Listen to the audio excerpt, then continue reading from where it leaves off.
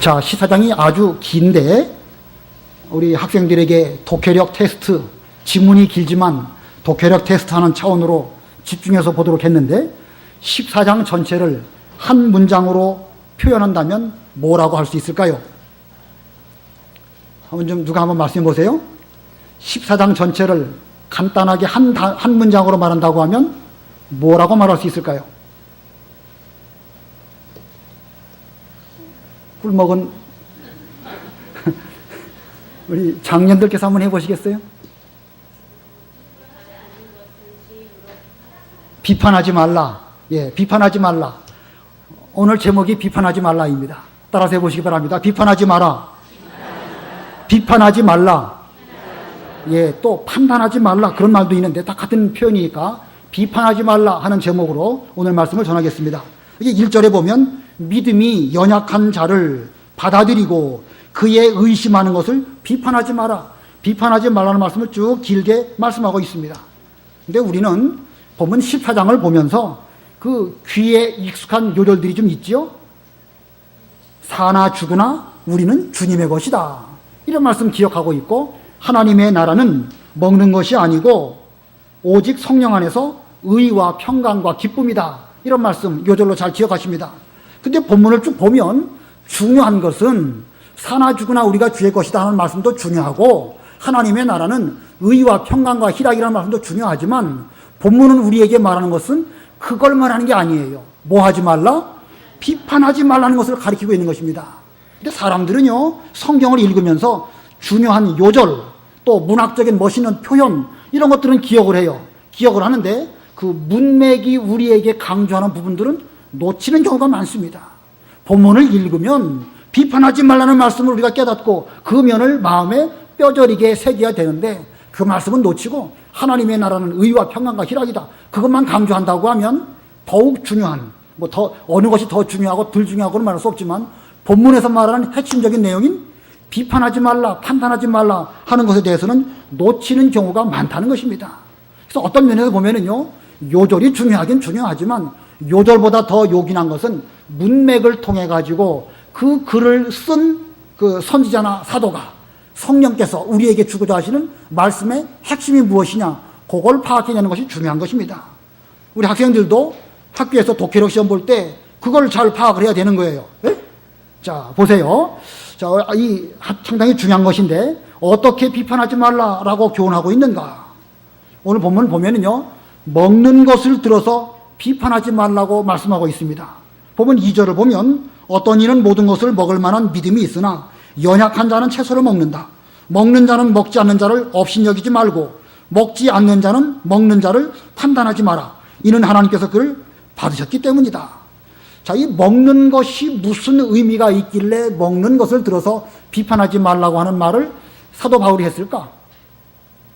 초대 교회 때에는 이제 구약 시대의 어떤 이 율법의 시대는 다 지나가게 되었고, 만민에게 복음이 전파되는 그런 은혜 시대, 복음 시대입니다. 그렇기 때문에 구약 시대의 율법의 의문과 제도로 지키던 것들은 폐하게 되었고, 신약 시대에는 그 율법의 핵심 내용, 본질, 중심 사상, 그것을 지키는 시대가 되었습니다. 자, 그런데 아직까지도 구약 시대에 먹지 말라고 한 것을 먹지 않는 그런 사람들이 그 믿는 사람 가운데도 있었습니다. 그래서 그런 사람들은 돼지고기 먹어도 되고, 또 비늘 없는 고기인 갈치라든가 오징어라든가 그런 거 먹을 수 있는데, 구약의 생각에 계속 머물러 있기 때문에 그런 것들을 먹지 않는 그런 사람들이 있었습니다. 자, 그런데 그 먹지 않는 그런 사람들, 아직도 구약적인 생각을 갖고 있는 그런 사람들을 믿음이 없다고, 연약하다고 비판한다고 하면 그건 옳지 못한 것입니다. 그래서 여기 이 말씀이 그런 뜻이에요. 연약한 자는 채소를 먹는다. 자, 이런 그 믿음이 부족해가지고 신약 시대에 먹을 수 있는 음식을 먹지 않고 여전히 구약적인 생각에 있어서 채소만 먹는 그런 사람들에게 대해서 우리는 어떻게 해야 될까? 그들을 두고서 믿음이 없으니까 저것들은 믿음도 없고 아직도 구약적인 생각을 하고 있으니까 저것들은 형편없어, 이렇게 비판해야 될까? 없인 여겨야 될 것인가? 그렇지 않습니다. 본문 3절 다 같이 합독하십니다. 3절 시작. 먹지 않는 자는 먹는 자를 판단하지 마라. 이는 하나님께서 그를 받으셨기 때문이다.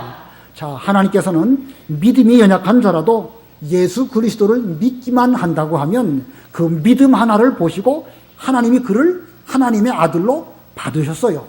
받으신 그 사람에게 대해서 좀 더 믿음이 많다고 해서 그 믿음 없는 사람들을 두고 비판하고 아직도 뭐 잘 못하고 있고 이런 식으로 판단하지 말라고 성경이 말씀하고 있습니다. 자, 먹는 문제를 두고 이렇게 비판하지 말라라고 말씀하다가 또 두 번째로는요, 그 날 문제를 가지고 또 사도 바울이 예를 듭니다. 구약 시대에는 토요 안식일을 그 거룩하게 구별하여 지켰습니다. 그러다가 이제 신약 시대에는 예수님이 부활하시고 그리고 성령이 강림하시고 그리고 사도 요한에게는 이 계시를 받은 그 날, 곧 일요일 안식일을 주일로 지키는 그런 시대가 되었습니다. 자, 그런데 초대교회 시대에는 여전히 구약적으로 토요 안식일을 지키는 사람도 있었고 신약 시대에 복음을 받아가지고 그 또 주일을 일요일을 안식일로 지키는 사람도 있었습니다. 양쪽을 다 지키는 사람도 있었고 좀 그렇게 혼선스러운 그런 때에 있었습니다. 어느 것이 옳지요? 토요일을 지키는 것이 옳습니까? 일요일을 주일로 지키는 것이 옳습니까? 분명 일요일을 주일로 지키는 것이 옳습니다. 자, 그러면 주일을 지키는 성도가 토요 안식일을 지키는 그런 사람들을 두고 비판하거나 또 판단하거나 그럴 수 있을까? 본문 5절 보겠습니다. 5절. 어떤 이는 이 날을 전날보다 낮게 여기고, 여기 날은 안식일에 관한, 주일에 관한 그런 날들을 가리키는 것입니다. 어떤 이는 모든 날을 같게 여기나 각 사람은 자기 마음에 확신을 가져라. 날을 중히 여기는 자도 주님을 위하여 중히 여기고 먹는 자도 주님을 위하여 먹으니 이는 하나님께 감사드리기 때문이다. 먹지 않는 자도 주님을 위하여 먹지 않으며 하나님께 감사드린다. 자, 믿음이 약해서 아직도 안식일을 지키는 그런 사람이라 할지라도 그가 예수를 믿는다고 하면 그 사람도 역시 주님께서 우리에게 허락하신 같은 형제이기 때문에 그를 판단하지 말라, 비판하지 말라 하는 말씀을 여기서 하고 있습니다. 9절, 10절 다 같이 합독하십니다. 시작. 이를 위하여 그리스도께서 죽었다가 다시 살아나셨으니 이는 죽은 자와 산 자의 주님이 되시려는 것이다. 그런데 어찌하여 너는 너의 형제를 판단하느냐? 어찌하여 너의 형제를 업신 여기느냐? 우리 모두가 하나님의 심판대 앞에 설 것이니. 자, 주님은 우리를 위하여 죽으셨다가 살아나셨습니다. 그래서 그 날을 우리가 중요하게 여기고 주의를 지키는 것입니다. 그 예수님의 죽으심으로 말미암아 그런 구원이 우리에게 이루어졌는데 그 예수님의 죽으심을 생각하지 않고 껍데기라는 표현은 좀 이상한데 그 외적으로 안식일을 지키냐 주의를 지키냐 이 문제를 놓고 그 믿음이 더 있다고 해서 주의를 지키는 그런 사람들이 안식일을 지키는 사람을 판단하는 것은 주님의 죽으심과 사심에 대해서 우리가 잘못 받아들이는 것이고 그것은 그 형제를 업신 여기는 것이다. 우리 모두가 다 하나님의 심판대 앞에 설 것이다 라고 본문이 말하고 있습니다. 자, 그리고 보면 오늘 본문에서는 먹는 것이라든가 또 나를 지키는 면에 대해서 말씀하고 있지만 더 중요한 근본적인 핵심은 형제를 비판하지 말라, 형제를 판단하지 말라라는 것을 말씀하고 있습니다. 자, 여기 이렇게 아주 중요한 것을 비판하지 말라라고 말씀하고 있는데 그렇다고 해서 우리가 이것도 좋고 저것도 좋고 뭐 구약시대처럼 그렇게 지켜도 괜찮고 신약시대처럼 그렇게 지켜도 괜찮고 구약시대처럼 토요일을 안식일로 지켜도 괜찮고 신약시대이니까 주일을 안식일로 지켜도 괜찮고 이것도 괜찮고 저것도 괜찮고 그런 것입니까? 그렇습니까? 아닙니까? 절대 그러면 안 되는 것입니다. 5절 보세요. 5절. 우리 5절 다 같이 합독하십니다. 5절 시작.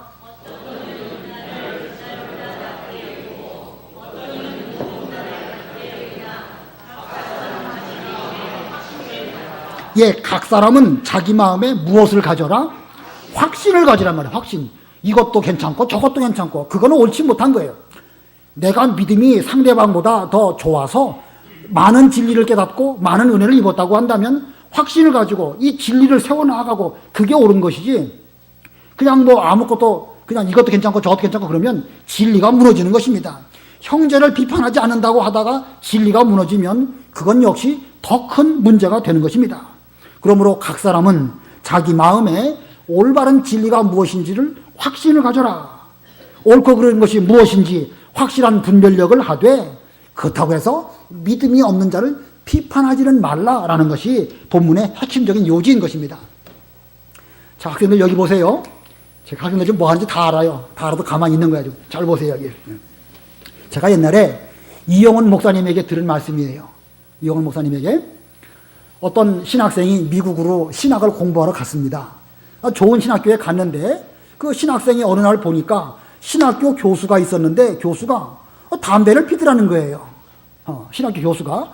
그러니까 그 학생이 교수님에게 찾아가가지고 교수님은 신학을 가르치는 이 거룩한 직분을 갖고 있는 그런 목사님이요 또 이 교수님인데 어떻게 성경에서 금하고 있는 담배를 피십니까? 라고 말을 했답니다.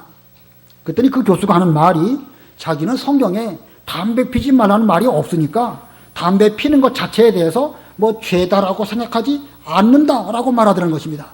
그러나 그 교수님이 하는 말이 그러나 내 양심에는 담배 펴도 괜찮다고 생각하지만 학생인 당신이 내게 대해서 그 문제를 때문에 그렇게 걸림이 되고 넘어짐이 된다고 한다면 당신의 신앙을 위해서 내가 담배를 피지 않겠다라고 말을 하더라는 것입니다.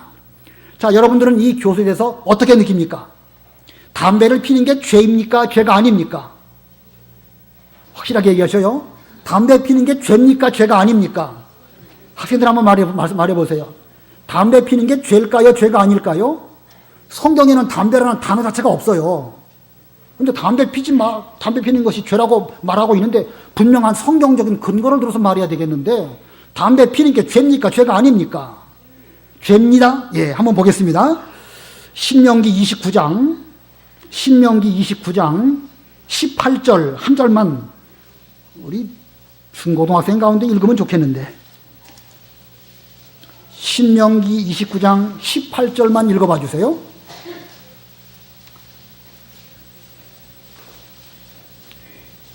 자, 여기 화면 보세요. 화면 18절이 도중에 첫 번째 문장 끝날 때까지입니다. 화면 보고 다 같이 읽습니다. 시작. 오늘 너희 중에 남자든지 여자든지 가족이든지 지파든지 마음이 여호와 우리 하나님에게서 돌아서서 이런 민족들의 신을 섬기기 위해 가는 자가 있어서는 안 되며 너희 가운데 독초와 쑥의 뿌리가 있어서도 안 된다. 거기까지. 너희 가운데 독초와 쑥의 뿌리가 있어서도 안 된다. 여기 독초란 말은 좀 더 구체적으로 말한다고 하면 그 양귀비 같이 우리에게 마약 같은 그런 요소들을 갖고 있는 그런 그 풀들을 가리키는 것입니다. 자, 독초, 쓴뿌리 이런 것들을 좀 확장해서 생각해 본다고 하면 이것은 곧 담배도 거기에 들어가는 것입니다. 담배는 괜찮다. 그 순억지예요. 분명 담배는 어떤 면에서 보면 마약과 같은 성분을 갖고 있는 것이기 때문에 그것은 우리의 전 인생과 건강과 가정과 교회와 이 사회를 파괴시키는 그런 독초에 해당되는 것입니다. 담배 피는 것이 죄입니까? 죄가 아닙니까? 분명히 죄입니다. 담배 피는 건 죄입니다.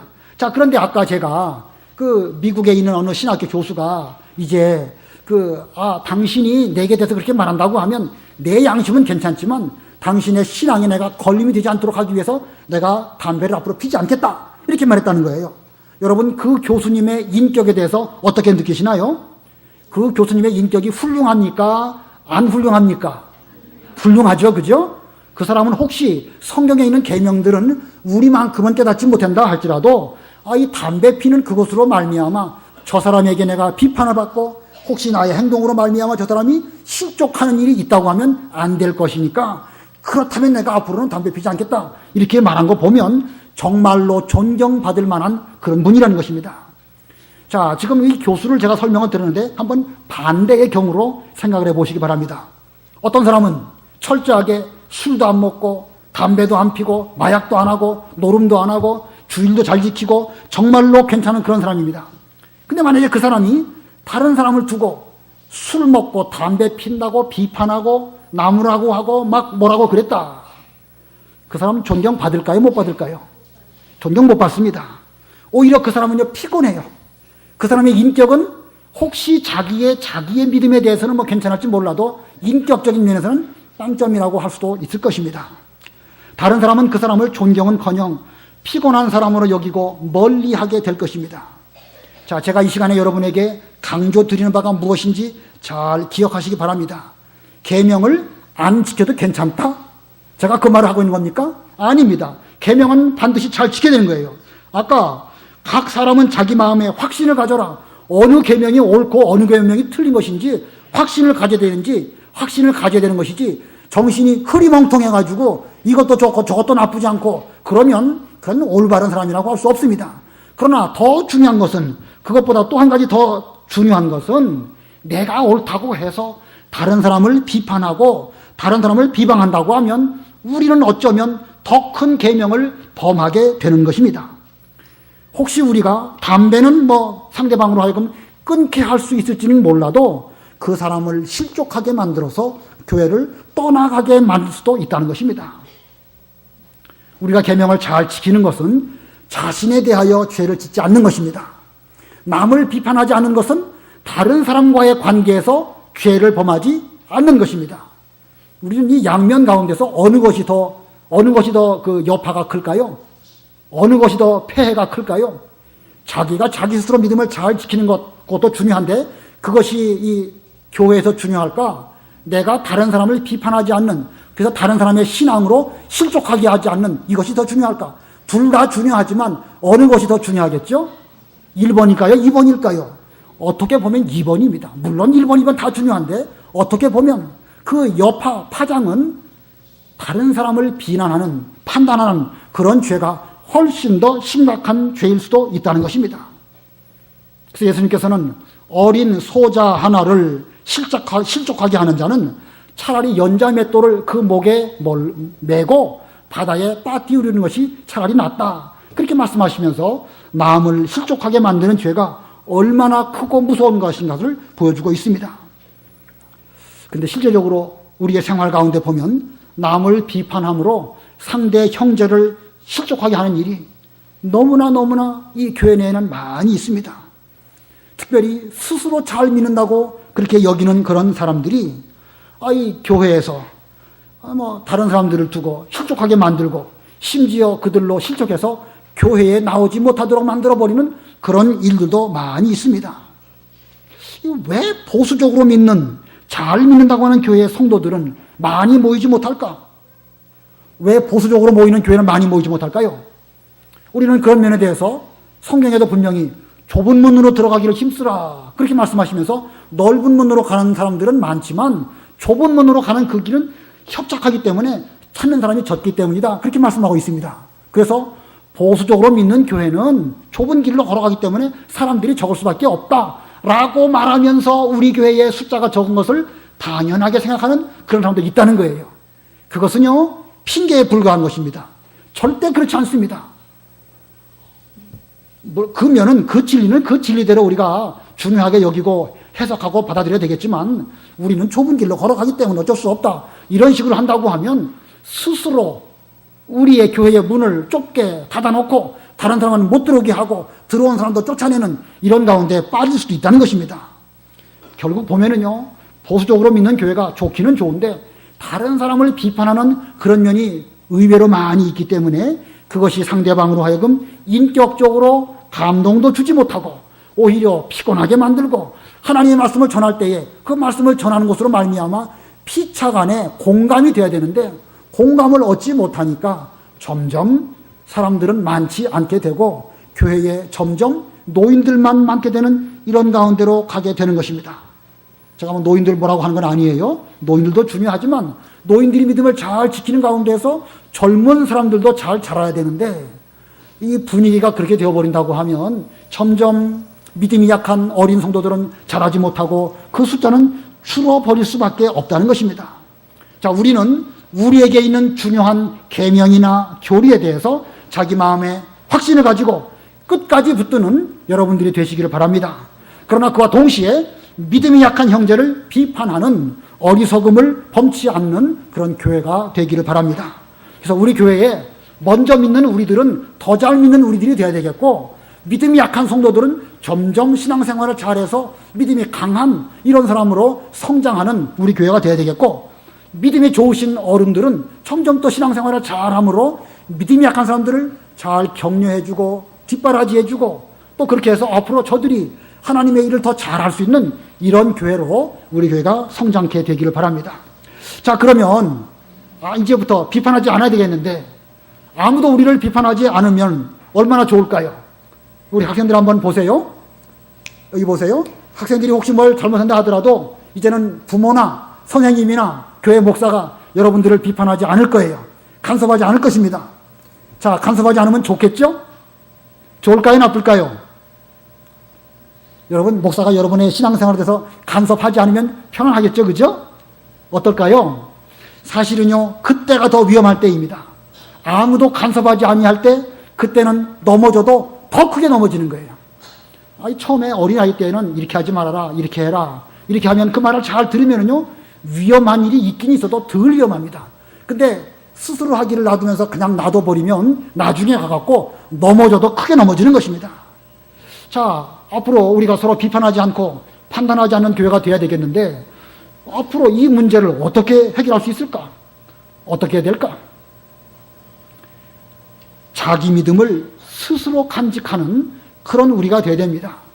자기 믿음을 스스로 간직해야 될 때에 우리의 신앙이 안전하고 또 실족하지 않게 되는 것입니다. 본문 21절에 자기 믿음을 스스로 간직하라고 말씀하고 있습니다. 본문 22절 우리 다 같이 합독하십니다. 시작. 내가 가지고 있는 믿음을 하나님 앞에서 스스로 간직하여라. 자기가 옳다고 하는 것으로 자신을 책망하지 않는 자는 복이 있다. 이 중학생들만 한번 해볼까요? 중학생들 여기 22절 다 같이 합독하십니다. 시작.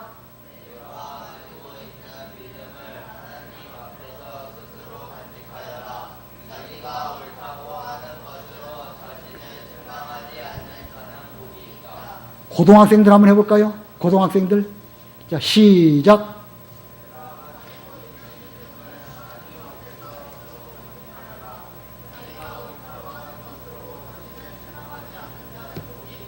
예, 우리 1청년부가 없으니까 우리 2청년부 여기저기 계신데 2청년부 큰 소리로 한번 해주시기 바랍니다. 외우면서 시작. 내가 가지고 있는 믿음을 하나님 앞에서 스스로 간직하여라. 자기가 옳다고 하는 것으로 자신을 책망하지 않는 자는 복이 있다. 예. 하나님께서는 우리 사람들의 성장 과정 속에 사춘기라고 하는 그런 기간을 두셨습니다. 이 사춘기라는 것은 늘 부모 이제 밑에서 이렇게 성장하다가 때가 되면 스스로 모든 일을 하는 그런 때입니다. 우리 자녀들은 평생 부모의 그늘 밑에서만 살 그런 사람들이 아니기 때문에 그 사춘기를 통해서 뭔가 새로운 단계 쪽으로 나아가는 그런 과정으로 사춘기를 겪게 하는데, 이 사춘기는 어떤 기간일까? 사춘기를 한마디로 말한다고 하면 자아 형성 기간이라고 할 수 있습니다. 우리 중학생들 자아라는 말 배웠나요? 학교에서? 배웠죠? 자아, 내 자신을 가리키는 거예요. 내 자신의 인격이 형성되는 그런 기간, 그것이 바로 사춘기입니다. 이 사춘기 기간 동안에는 스스로 생각하고 스스로 판단하고 또 앞으로 자기 힘으로 살아갈 수 있는 그런 힘을 기르는 기간이 바로 이 사춘기입니다. 이 만약에 사춘기에 잘못하면 크게 잘못될 수가 있어요. 또 이 사춘기의 그 기간 동안 자아 형성이 되지 않는다고 하면 앞으로 성인이 된 뒤에는 어쩌면 더 크게 넘어질 수도 있는 것입니다. 자, 우리 사람들이 성장하는 속에서도 사춘기가 중요한 것처럼 이 신앙적인 단계에도 사춘기가 또 있는 것입니다. 현재 우리 중고등학생들이나 혹은 청년들 자라나는 과정 가운데 있는데 그 학생들에게도 이미 주어진 믿음이 있습니다. 그래서 오늘 본문에 내가 가지고 있는 믿음이라고 표현하였습니다.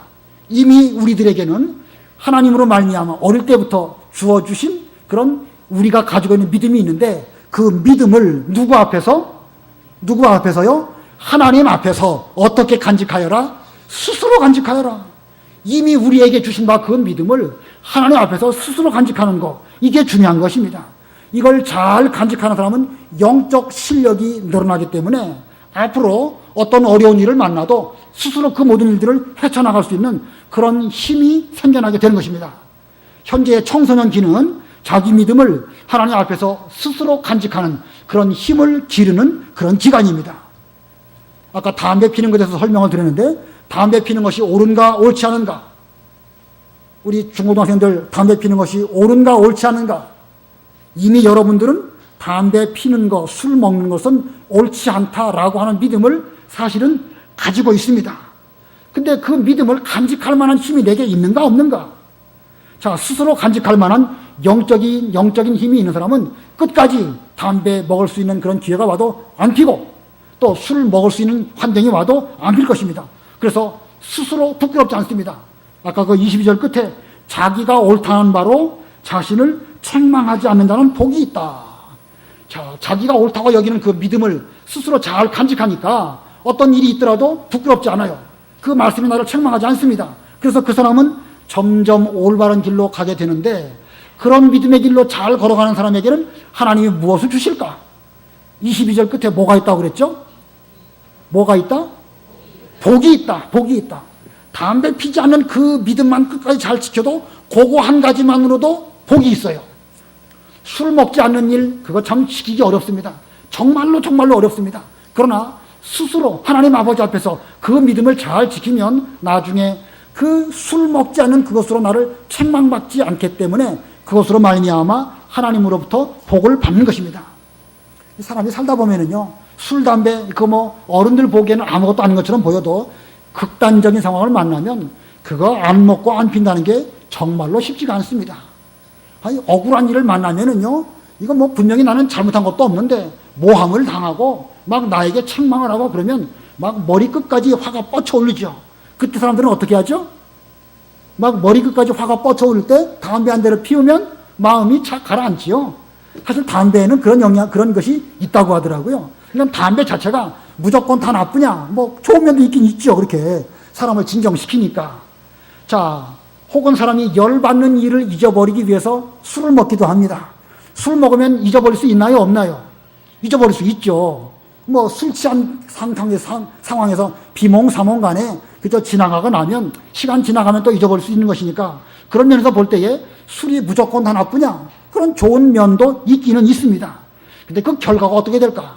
한 번, 두 번 담배 피고, 또 세 번, 네 번 술 먹고, 그러다 보면은요, 점점 술, 담배 먹는 것이 그 사람의 습관이 되는 거예요. 습관. 이 세상 살다 보면은요, 억울한 일, 열받는 일 있습니까? 없습니까? 있어요? 없어요? 하루에도 12번도 있어요.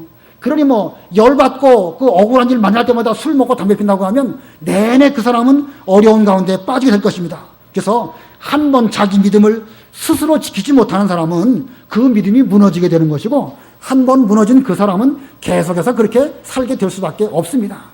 그래서 그런 삶을 10년, 20년, 30년 산다고 한번 생각해 보세요. 우리 학생들 10년, 20년, 30년 술 먹고 담배 피고 또 개판으로 산다고 한번 생각해 보세요. 자기 믿음을 스스로 지키지도 못하고, 그리고 항상 마음속에 나는 어렸을 때 줄 앞에서 그런 걸 배우긴 배웠는데 그 말씀 앞에서 부끄러운 거예요. 책망받고. 그러니까 교회 나가기도 영 쑥스럽고 민망하고, 그러니까 마음은 괴로워도 또 못 나가고, 그의 삶은 점점 무너져 내리게 되는 것입니다. 자, 그거 보면은요, 이미 그 자체가 복은 고사하고 화 가운데 있는 것이고, 그 영향은 자기 자신뿐만 아니라 자기 아들, 자기 딸, 자기 아내나 남편, 자기 이웃들, 친척들, 온 사회에 폐해를 끼치는 것이 바로 이 술, 담배의 영향이라고 하는 것입니다. 자, 이 술, 담배의 문제가 아주 심각한데, 이 술, 담배 문제를 극복할 수 있는 방법이 뭐겠죠? 술, 담배 문제를 이길 수 있는 방법이 뭐겠습니까? 가위를 갖고 담배를 끊어버려야 이길 수 있는 건가요? 우리 학생들 여기 보세요. 우리 중고등학생들, 술, 담배 문제가 아주 심각한데 그 문제를 이겨낼 수 있는 방법이 뭘까요? 아까 여기 22절에 그랬잖아요. 내가 가지고 있는 믿음을 하나님 앞에서 스스로 간직하여라. 믿음만이 이 문제를 이길 수 있는데, 그냥 믿음, 객관적인 믿음, 교회에서 목사님이나 선생님이나 부모님이 가르치는 믿음 그게 아니고 내게 주어진 그 믿음을 자기 스스로 간직하는 그 사람은 그 문제를 이길 수가 있다는 것입니다. 그래서 이 술, 담배 문제를 보면은요, 그 부모로부터 이렇게 유전되어지는 경우가 참 많아요. 저희 아버지가 참 술을 엄청나게 잡으셨어요. 또 담배도 또 엄청나게 드셨어요. 저도 어떤 때는 술이 그렇게 먹고 싶어요.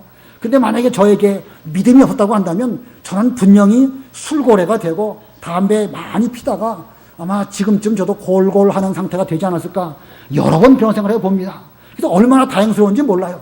내가 일찍 예수를 믿고 구원받아가지고 술, 담배를 이길 수 있는 믿음을 하나님이 선물로 주신 거, 이게 보통 큰 은혜가 아닌 것입니다. 자, 이 믿음 외에는 우리에게 주어진 이 술, 담배로 말미암아 망가지는 삶, 이것을 극복하고 복받는 길로 나아가게 할 방법이 도무지 없다는 것입니다. 도무지 믿음 외에는 달리 방법이 없는 것입니다. 그래서 이 믿음을 끝까지 잘 지킨 사람은요, 마음이 평안합니다. 열받는다고 해서 술 먹고 화난다고 해서 담배 피고 그게 근원적인 문제가 해결되겠습니까? 안 되겠습니까? 절대 안 됩니다. 오히려 그 사람의 다른 면이 또 망가지는 거예요. 건강이 망가지고 10년, 20년, 30년 가면 가난, 폐암, 또 가정은 가정대로 경제적으로 어렵기도 하고 자녀들은 또 말 안 듣고 이런 일이 악순환 되어지는 것이 술, 담배의 폐해인데 그걸 끊어버릴 수 있는 방법이 바로 믿음입니다. 이 믿음이 들어가게 되면 열받는 일이 있어도 자기 믿음을 스스로 하나님 앞에서 간직하라고 하셨지. 그 믿음대로 내가 내 마음을 잘 간직하고 믿음을 지켜야 되겠다. 그렇게 나아가면은요, 하나님께서 벌써 그 사람에게 이 진리의 말씀이 딱 떠오르는 순간 마음의 평안을 주십니다. 열받지 말아야지. 억울한 일이 많아도 잘 참아야지. 예수님은 얼마나 억울하신 가운데서도 잘 참으셨는가. 이렇게 하면서 그 모든 일들을 잘 참고 나아갈 수 있게 되는 것입니다. 이 술남의 문제가 아주 중요한데, 아주 심각한데, 믿음 외에는, 물론 믿음은 그 외의 모든 것들도 다 이길 수가 있는 것이죠. 그러나 1차적으로 특별히 우리 중고등학생들과 청소년들에게 대해서 그 심각한 술, 담배 문제를 이길 수 있는 방법은 믿음 외에는 없습니다. 믿음. 근데 그 믿음을 스스로 하나님 앞에서 감직하는 그런 믿음이 될 때에 그 믿음으로 말미암아 스스로 부끄럽지 않고 책망받지 않고 하나님 아버지 앞에 복받는 길을 걸어가는 것입니다. 그래서 오늘 22절의 말씀이 아주 중요한 요절이에요. 22절 우리 다 같이 합독하시겠습니다. 22절 시작. 내가 가지고 있는 믿음을 하나님 앞에서 스스로 간직하여라. 자기가 옳다 하는 것으로 자신을 책망하지 않는 자는 복이 있다. 우리 학생들 지금 제가 생각하기에 여기 앉아가지고 여러 가지 제가 보기엔 지금 스마트폰 하고 있지 않을까 생각이 들어요. 근데 제가 좀 말 안 하는 거예요. 왜요? 비판하지 말라고 왜 말해놓고 비판하면 되겠습니까? 안 되겠습니까? 안 되는 거예요. 그죠? 그렇지. 아이들이 크면 이해하겠지. 크면 믿음이 들어가겠지. 그래서 기다리는 중이에요. 자, 여러분 스스로 믿음을 지키기를 바랍니다. 자, 만약에 여러분이 그렇게 한다고 하면 여러분들을 아무도 힘들게 할 사람이 없어요.